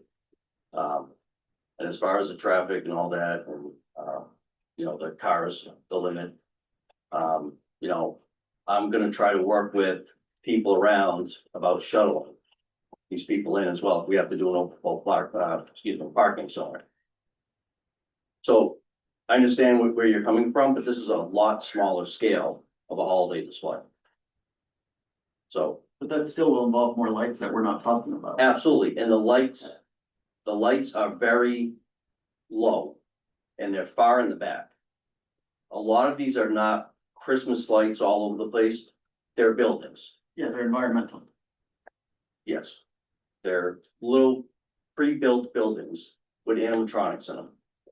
And I do a whole display in Oxford, the whole thing, and it's all small scale buildings that we bring in, set them up, and the lighting stays within that area, does not go out of this. You still have people walking through a trail that's. We need this. There's we no can't have- trails. Excuse me. Where the public hearing works, have to go back and forth. We can't have this crosstalk, just the way the meeting has to run. So you can say, you can respond to all his concerns, but it's not, Sure. you can't have a conversation back and forth. I mean, I understand, but that's just the way it has to run. So there's no trails back there. It is an open area. So that's how that's gonna work. I understand the concern with the trails and everything, but there's no woods to go. They're not gonna be walking through the woods. It is an open concept. Okay. The other concern that I seen that you guys wanna do for the safety for the train, completely understand it. I've installed several amusement park rides across the country, certifications and all of them. Just if you approve it, does not mean the train will automatically open. The train has to go through a rigorous whole inspection through the state and get passed by the state to open. Same with the carousel. Any ride has to go through the state. So I hope that helps with some of that concern. I've heard temporary light, I heard the lighting issue. For that, bring in temporary lights, which would not go towards the property next, which would be, I believe, your mother's property. would not be directed to that area. They would stay in the parking lot. And as far as the fence too as well, I would gladly put it all the way up. But during the holiday events, there's gonna be fencing all around. Because we don't want people just coming in without paying for it. The other concern, the hours, the days. It would run Wednesday through Sunday for the storefronts, just like the antique store runs. The holiday events would only be October and December. Same thing, only 5 to 9, Wednesday through Sunday. That's it, nothing more. I heard the noise, that deal, okay? Guarantee you, you will never hear the noise unless you're back there in that area. Trying to think of anything else that I can remember with all these questions. I think that's about it. Yes. Just want to make sure that sounds very informative and helpful, but it's got to be documented and put in the file. Absolutely. So it's very clear Mhm.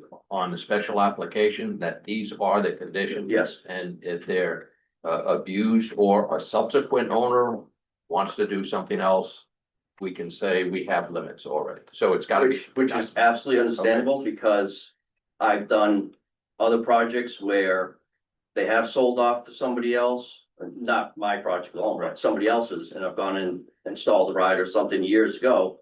That got sold, and that's exactly what happened. They didn't know they had to go through the state. So completely respect that, and we'll put all that in. Good. Thank you. Anybody else? That hasn't spoken? Anybody else that would like to have any more comment? I mean, I have some additional comments. I mean, I'm all for vision, right? We're all for growth. We're all for redevelopment. Just state your name for the record. Stephen White, 279 Green Road. You know, we're all for those things. But when you go to a Tugas, or you go to a Davis Farmland, or you go to, you know, the place in Sutton, or they're not centrally located on a main street on 4 acres. You know, they're on a 40 or 50 acre farm in a rural area. And there's a difference in doing something of this nature and in a space confined like this. I mean, look at Bucks alone.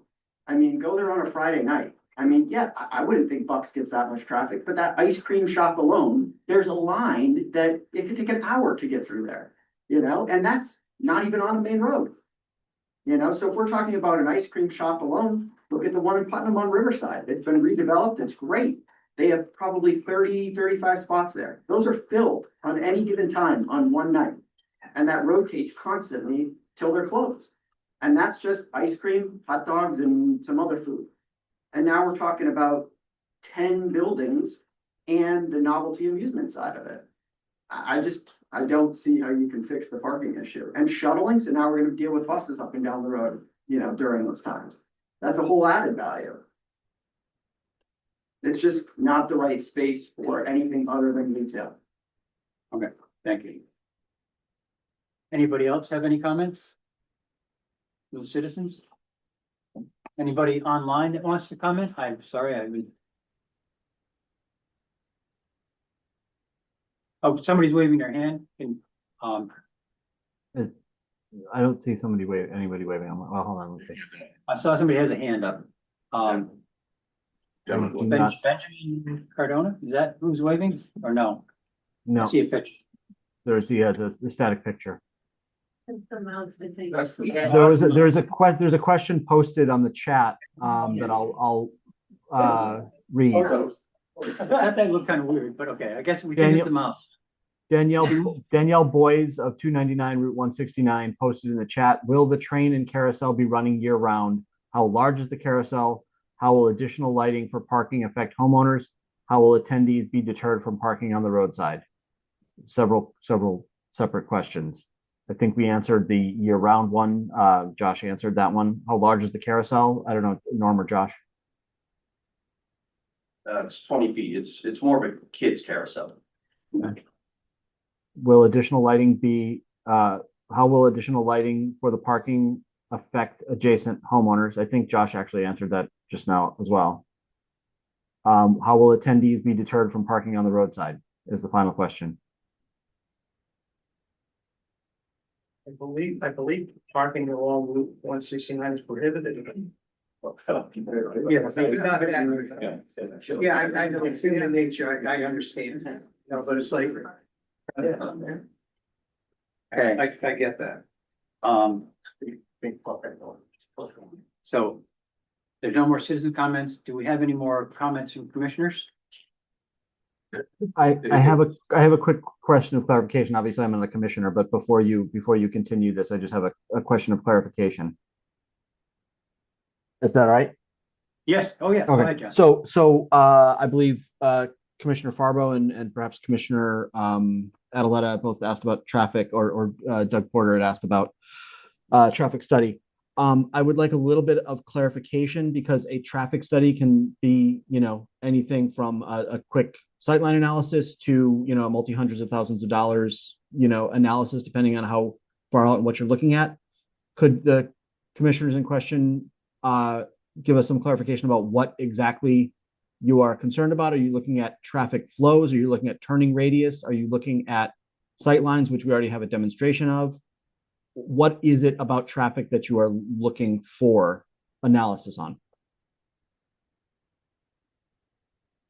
I would like to know what the level of traffic that is gonna be, that's gonna trigger having to have a traffic cop out there to see to it that there isn't problems. You're asking the applicant to provide that information, or are you looking to set a parameter yourself? Oh, wait, you're both talking at once. Go ahead, Tim, say it again. You're gonna have people coming in and out constantly. You're gonna have people coming in that may be turned away. Who's gonna do that? You're gonna have to have some certification to be out. It's state road. This isn't just a backyard, back road thing. So, what do they have to do up on the hill for the concerts up there? There's several constables up there. Any of the events that there are held at 169 at the school, I mean, they have to have traffic up. What is gonna be the trigger to say, everyday operations okay, but oh no, after 5 o'clock, it gets dark, you're gonna have to have somebody out there, they've gotta be well lit. Doesn't the town set that, not the applicant? Doesn't the town, isn't the town the one that would establish those parameters? Not if you're looking for a traffic study from the applicant, what are you asking him to do? I'm just trying to clarify what you're asking Norm and Josh to do. John, if I might read from our regulation for a special permit, item D, a traffic report prepared by a professional traffic engineer, which must address sight lines, traffic safety, traffic generation, existing and projected traffic condition, as well as traffic counts and accident history in or near that location. That's what's in the regulation or traffic study, to answer your. Other than someone with a traffic control license, traffic engineering license submitting that, it seems like much of that information has been submitted. They've given you numbers, they've given you sight lines, they've given you volumes. I suppose you can look at the crash data. Actually, we talked about crash data in our POCD. There's actually not much crash history there, but okay, if that's the entirety of what you're looking for, great. Norm, you have your or the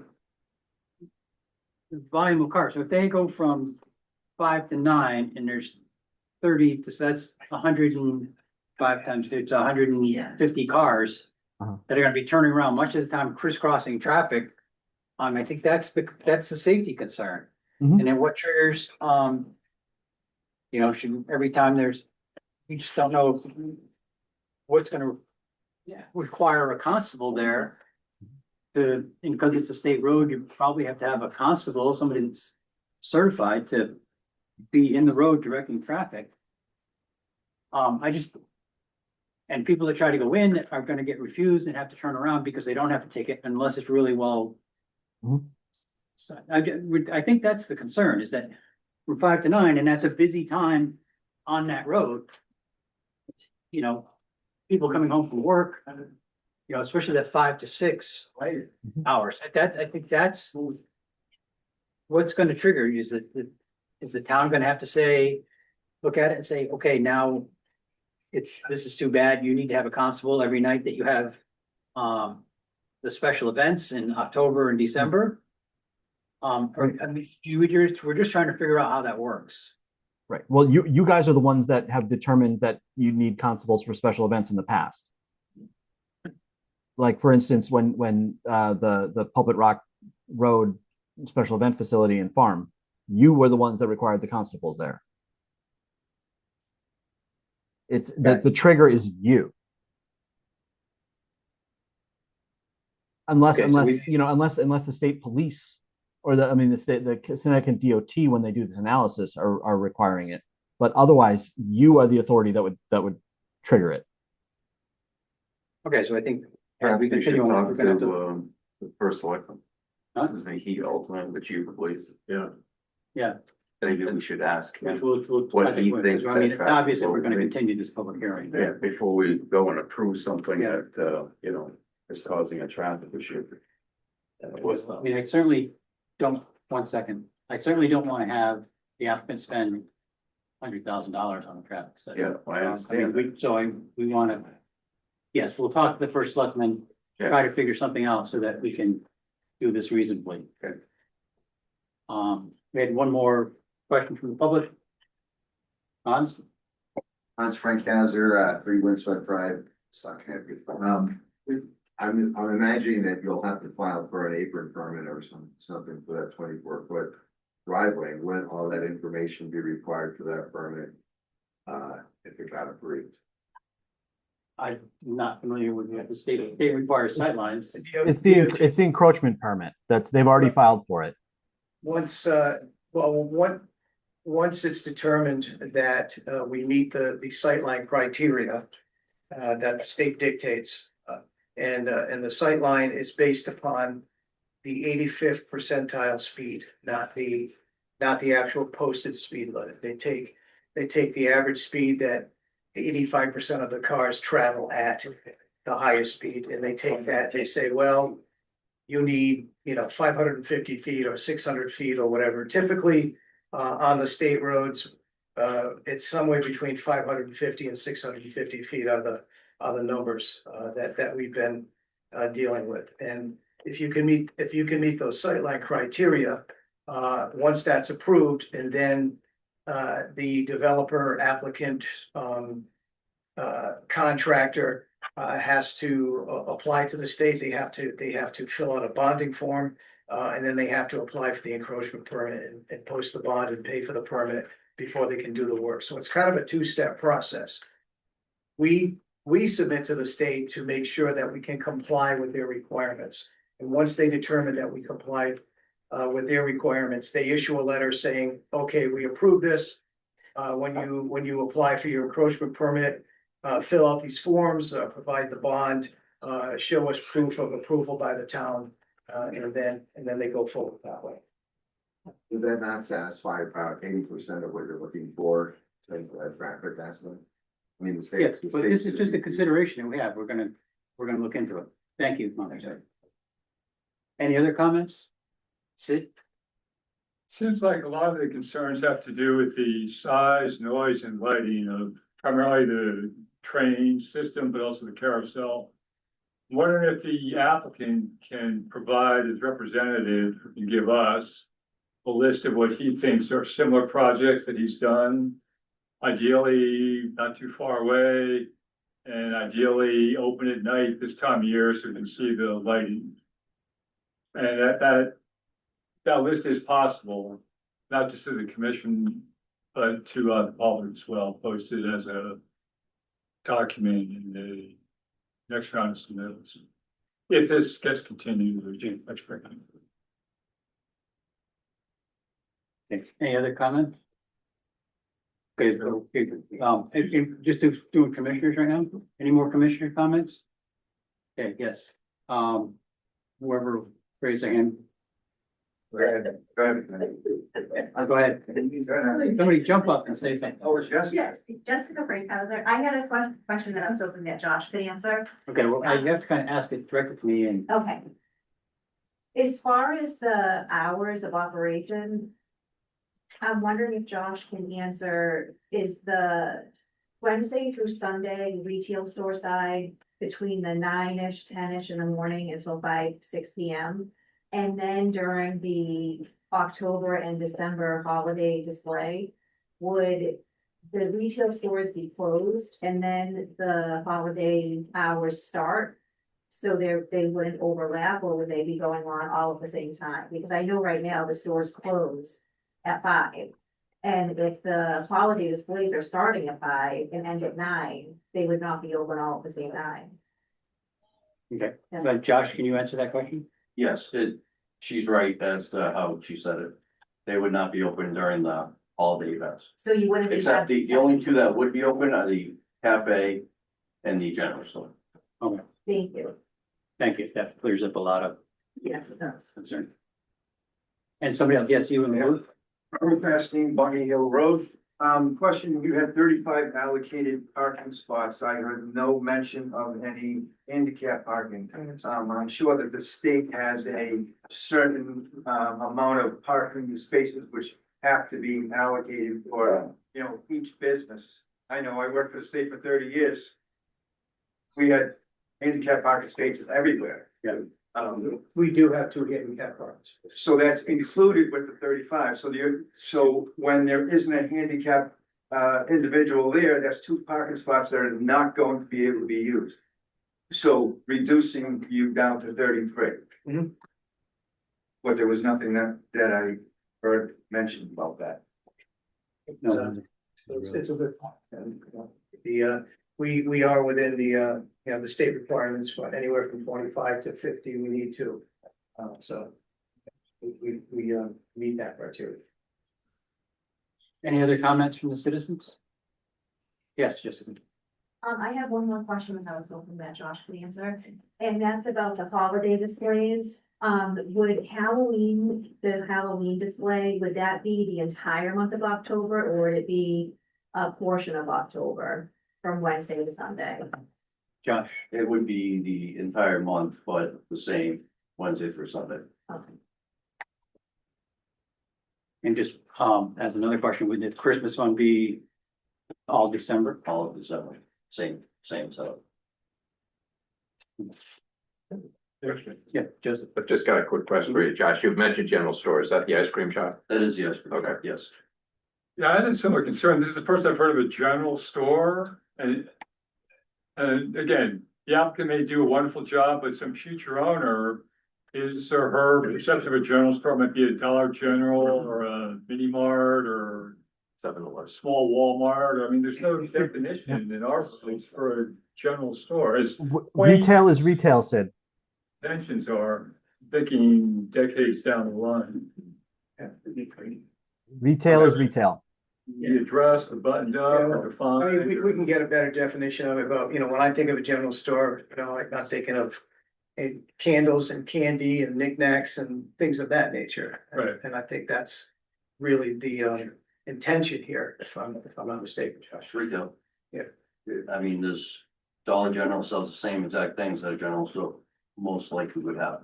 Although I don't ever see it becoming Dollar General, because I don't think they want that location, but I do understand where you're coming from. But it moves, it does move to someone else.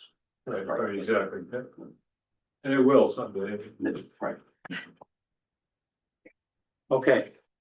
Any other questions, comments? Additional question, isn't part of the appeal of building a village that the retail space would be open during events? I mean, isn't that an appeal to people who are renting the space that they want that population to shop at their store? I mean, if most of these are small, less than 400 square foot, I'm assuming most of those people work other jobs, which is why they're looking at this small retail space to sell.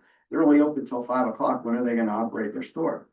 If these events are going on at certain times, I mean, the hours don't seem to align with what the renter is going to be doing.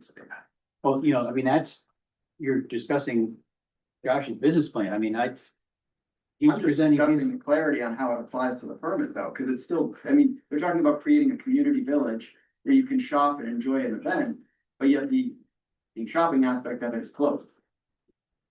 I understand that. That's his business plan. That's what he's presented to us. Right. I mean, Josh, if you have any comment on it, I mean, I'm just trying to just that as much as I appreciate you caring for whoever's gonna rent the retail spots. It would get too congested if we had those open at that time. And that's why it's set up the way it is. And a lot of those stores would operate just as the same hours as the antique stores.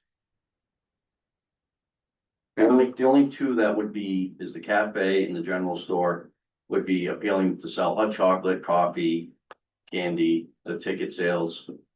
So that's why those two would stay open. And I'm sure there won't be any issue with any future tenants going in that are gonna complain that they're not open later at night. Although I do appreciate that concern. Any other comments? Yes. Hi, Ann Kalaszewski, I'm a vendor at the Scranton Shops, and I guess my comment is, when I signed my lease to sell through the Scranton Shops, I certainly understood that there are times that it may be open or may be closed for whatever various reasons. Again, I think to your point, that's part of Josh's business plan. It's also perhaps a part of mine. I run a consulting business, but I also have antiques and I sell through that shop. The hours and how that capability happens, that's my choice and my decision. I'm the one that's paying the rent there. So he's getting his money. If I'm short a day, an hour, a few hours in the evening, again, that was my decision. I guess I just wanted to make that comment that that's a personal choice of me leasing through the Scranton Shops. And again, that is part of Josh's business. Thank you. Anybody, any more comments? My only point to that is you said this, Are you gonna, please, are you gonna say something different? yes. Okay, My point to that is earlier you made a note that the definition of what this truly is looking into needs to be laid out in the application. Is that still a requirement for the tenant? yes. Okay. Any other questions? No, not questions. Any other comments? Good questions. Yeah, good questions. Okay, at this time, I think the commission is in agreement that we're gonna extend this public hearing. We're gonna keep it open. We need I'll make a motion to extend the public hearing to, do you want to do, or is a month good enough? That's August. 1 month, is that enough to, that, our next? Could I get some clarification from the commission regarding, I'm not sure if the traffic study issue has ever been completely resolved, or if they were gonna be, talking to either the fire marshal or public works, or to determine whether or not they were gonna be expecting certain things. I will speak, Possible stuff. I will speak to Chan on Monday Okay, about it and we'll try to get, just to see how decision is made if we need a constable there. If it's gonna be like if it's gonna be a decision where there's too much traffic and we need a constable there, or so we'll work from there. okay. We already have a motion on the floor to close the public hearing. To extend. Yeah, not close, but to extend the public hearing.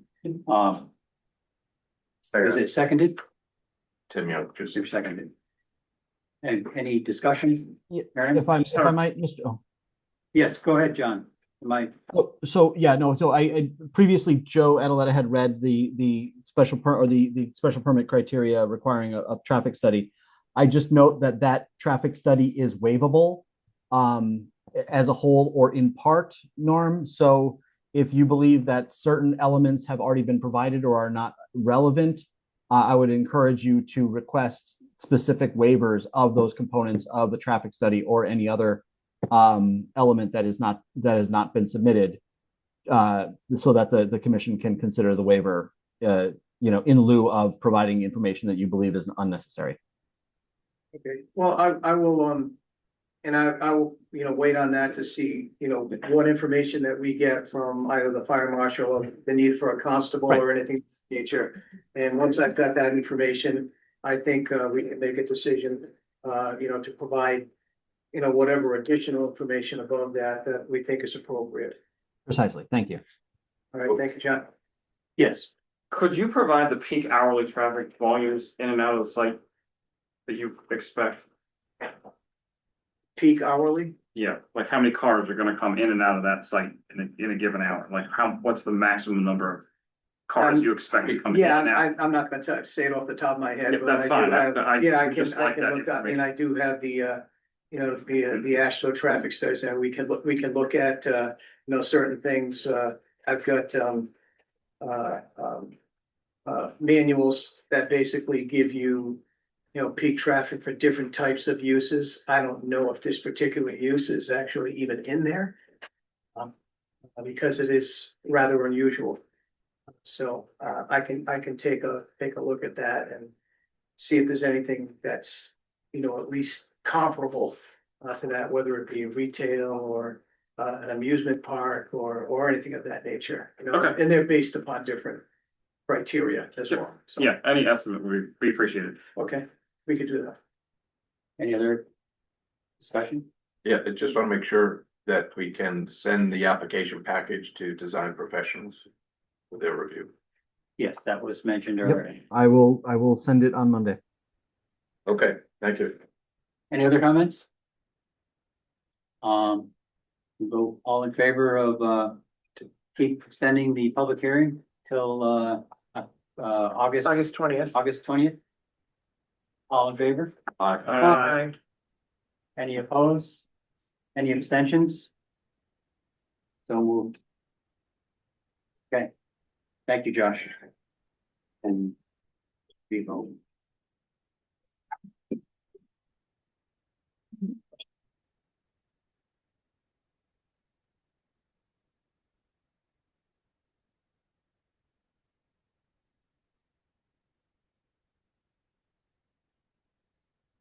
Okay, back to where are we here? New business. I believe we're at new business. John, do you have anything under new business? There is no new business. Old business, we already did the academy, the Scranton shop has been, extended. Kept open. Home occupations, No home occupation applications. any communications? You want to, citizens comments? Did I- Any more citizen comments on anything that we haven't? Any citizens comments? No? Okay, thank you. Communications. You get the ZEA report. CEO report was submitted. There's a couple of copies there. It was online. It's nothing too extraordinary. A couple of new single-family houses, some accessory structures, decks, propane tanks, that sort of thing. Released a bond on 169 for a subdivision back in 2015. And continuing to work on some bigger picture stuff, the citation ordinance, the POCD. And then we did address some of the questions about the gold mining promotional feature at Scranton Shops that Josh addressed as part of his presentation. That's about it. Nothing too extraordinary. I would just note, I'm happy to answer questions. I would just want to confirm. One of the other things I did that didn't is revisions and reformatting of the plan of conservation and development. I'm happy to distribute it in advance of our next meeting. Would you suspect you would like to have a short POCD focused meeting the first Thursday of August to essentially review the complete draft one more time and discuss public hearing process? That would probably be a very good idea. Okay, so we'll post an agenda for that. That'll be the August 4th? Sixth. First is a Sixth. Okay, first Thursday. Yeah. Okay. Anyway, that's what I got. Great, thank you, John. Budget report. That was online also. I can bring it up. There's nothing particularly of note there. Here goes. Yeah. Budget report. We have a copy of it. Okay, so this is basically through the fiscal year, I believe. where you ended the fiscal year, I believe, with a balance of $600, $620.20. And then that brings us to correspondence. Only item of correspondence was the NECOG newsletter, their July newsletter. They noted they hired a new planner. Some of you may know her, Juliet Hodge.